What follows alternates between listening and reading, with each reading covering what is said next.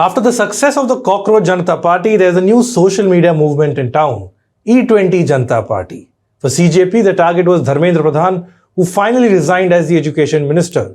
The target for the E20 Janta Party is Nitin Gadkari, Minister for Road Transport and Highways, senior BJP leader, and the face of India's E20 program. Among the demands of the E20 Janta Party is the resignation of Nitin Gadkari and answers from the Modi government over its implementation of the ethanol blending policy. Critics say E20, which is 20% ethanol and 80% petrol, has done more harm than good in their cars. The mileage has dropped, engine has taken a hit, and driving a car doesn't quite feel the same. That's why the E20 Janta Party wants the government to hear out their demands. Hello and welcome, I'm Shubham Chauhan. Let's get started. So as the dust settles on the students' protest, for the time being at least, the focus has now shifted to other issues of public importance, the biggest of them being E20, the type of petrol being filled into your cars without any choice. 20% ethanol, 80% petrol, blend the two and you have E20 petrol.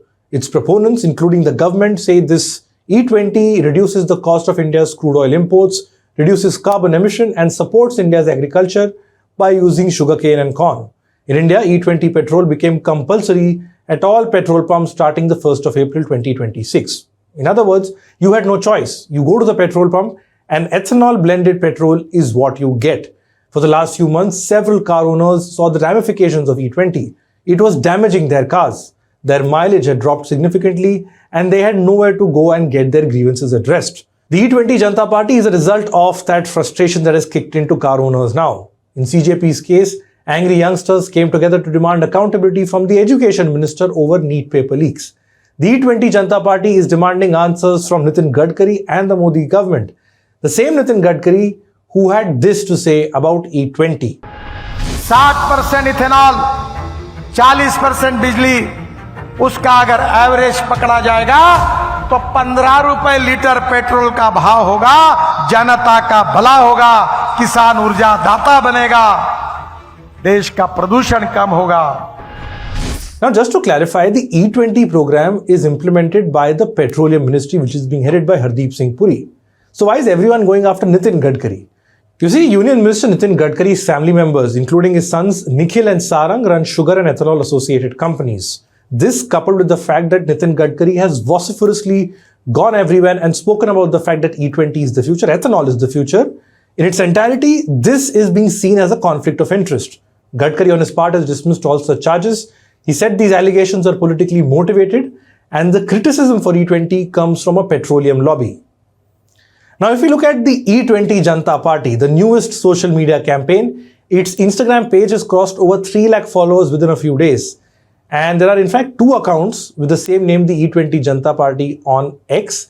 And one page has more than 10,000 followers and the other has more than 35,000 followers on this social media platform. We're showing you both these platforms and the screenshots of that on your screen.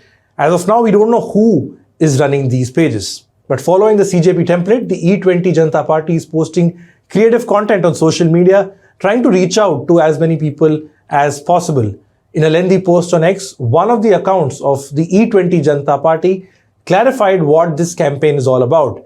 It says the E20 Janta Party is an independent public awareness campaign aimed at fostering public discussion, transparency, and the protection of consumer rights regarding the impacts of E20 policy implemented in India.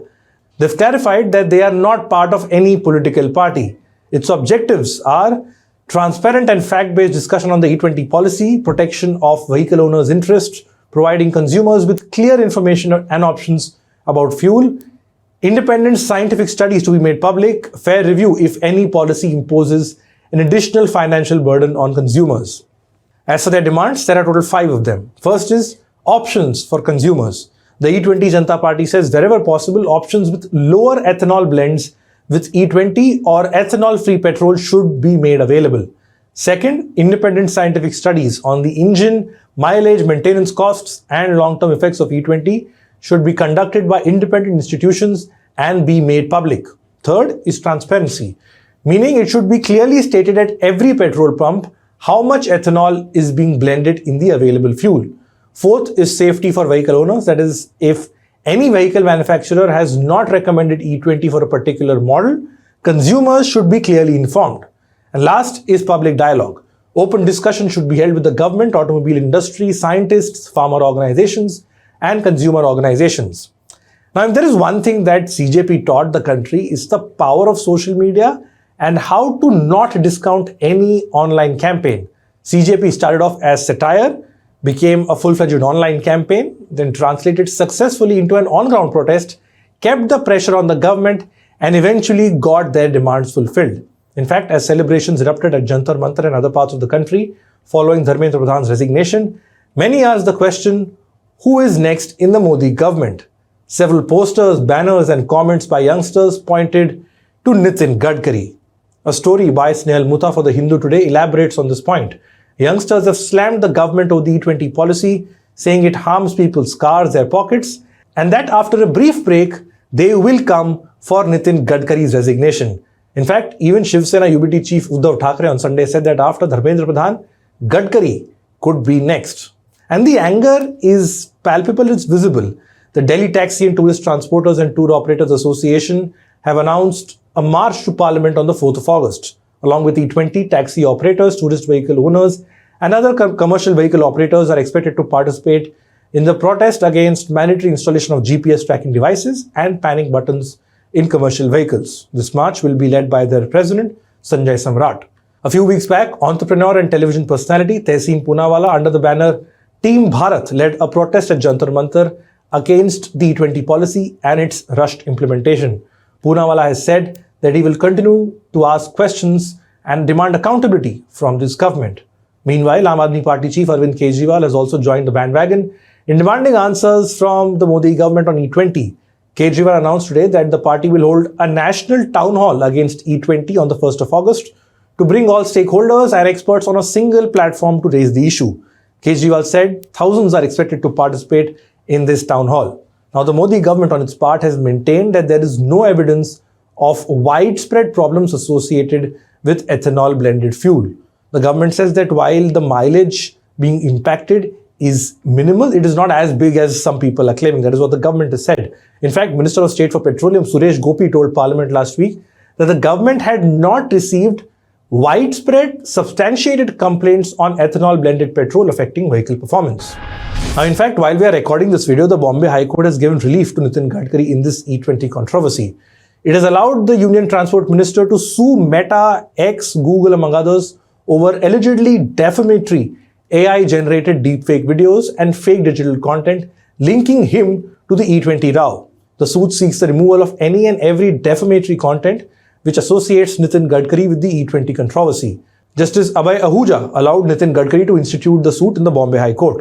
In his plea, Nitin Gadkari has said that some people circulated posts and deepfake content, defamed him by falsely portraying him as personally responsible for the E20 initiative.